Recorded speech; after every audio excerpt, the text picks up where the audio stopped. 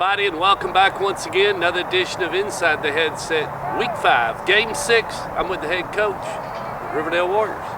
Well, Friday night, got through homecoming, got through Laverne, and got a chance to look at the video. What'd you kind of see?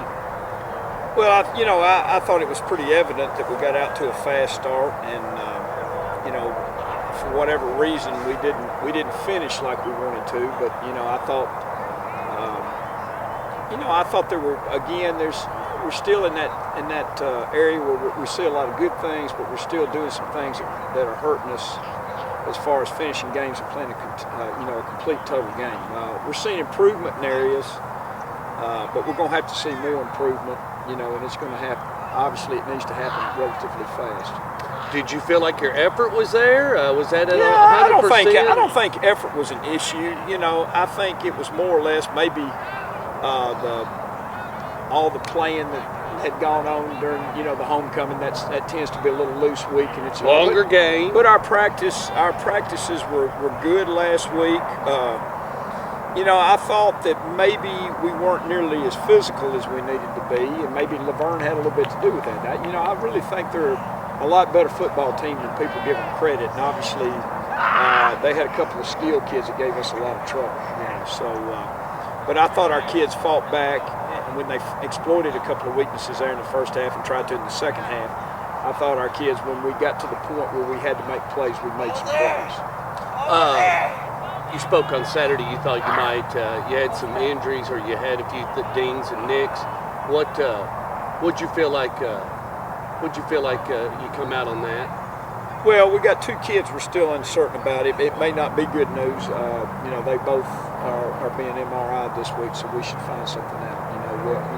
You always hate to see that, and you hate it for the kids, you hate it for their parents, you hate it for their team.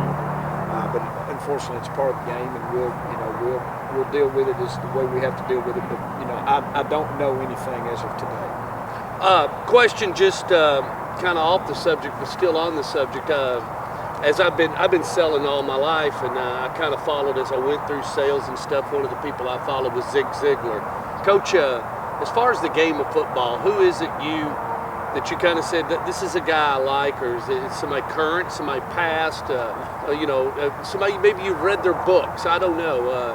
There's a lot of guys that you gravitate. Grow up. Yeah, you sort of grow up. Obviously my high school coach had a big influence on my life as far as coaching. Warren Dunn, who died back in '89 of cancer. But as I grew up in the era I grew up in, and of course this ages me pretty rapidly. But the Vince Lombardis and Don Shula's of the world, the Tubby Raymonds, Bear Bryant obviously was in his heyday back when I was growing up. There's a lot of guys that you wanted to emulate, and were very successful people. Today the game is so different. It's so technology driven, and so it's so different coaching nowadays. Obviously the money is much greater. It seemed like, and there's still a great deal of coaches that coach for passion, but back in those days there was a lot of passion. You would hear the Bo Schembechlers, and you just hang on every word that guys like that would say. Joe Paterno's, and I know that he's been tainted a little bit, but he was still a super coach, and he was, and he ran a great program, and a lot of his kids would still go to war for him. So,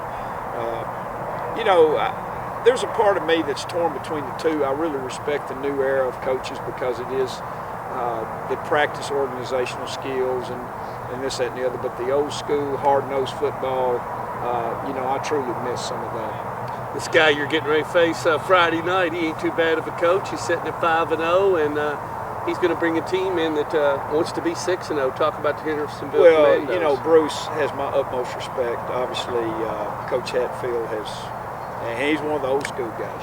He's a guy that, they call his offense a dinosaur, and all he does is rack up 50, 60 points, a week, and probably would be more. Those he scored, I think, is 45. Yeah, I think they punted 4 times in 5 games. If that should put it in perspective right there. He's been the state runner-up, I think, 4 or 5 times. He's got my respect. He's got some great young players that he's got a lot of skill that Hendersonville hasn't had in the last few years, and that'll obviously make him even that much better. So we got our hands full. I would say in scouting films that I've seen this year that they are one of the top 3 teams that we play. We've played Blackman. I won't mention the other one, but this would be one of the top 3 teams that we'll play this year on our schedule that I've seen. And in order to run that type of offense you're speaking of, you've got to have a dealer. He's probably got a pretty good quarterback. Well, he does, and this kid is a 3-year starter. I mean, he obviously is to me, they talk about a lot of people, but he's probably the best player on the football team as far as making them go. And, he does a great job. He can throw the ball, he can run the ball, and he runs the offense, and so he is the leader in heart and soul of their team. And I think probably Bruce would tell you that as well. Well, let's wrap it up. Right here Friday night, Hendersonville Commandos and Riverdale Warriors. That's a 7 o'clock kickoff. Y'all be here.